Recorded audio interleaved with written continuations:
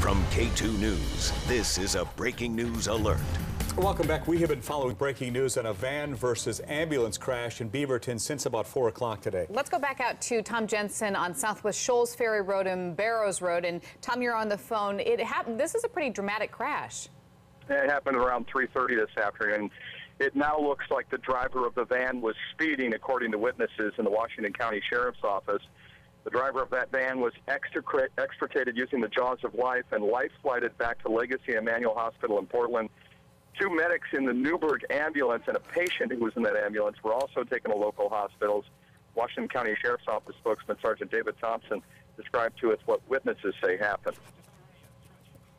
He told us that that ambulance was traveling toward Portland and the van was going westbound on Scholls Ferry Road.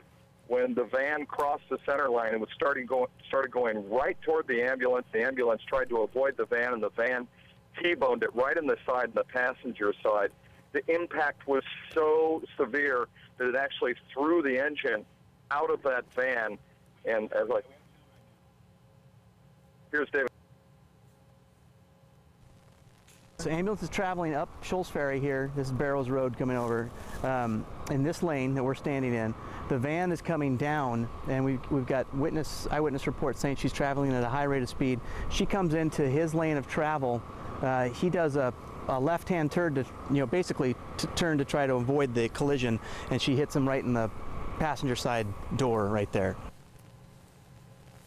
A little bit confusing, but we figured if we told you a couple of times exactly how it happened, it appears that she did cross the center line. A local woman driving that van, she has again been extricated and life-flighted to Legacy Emmanuel.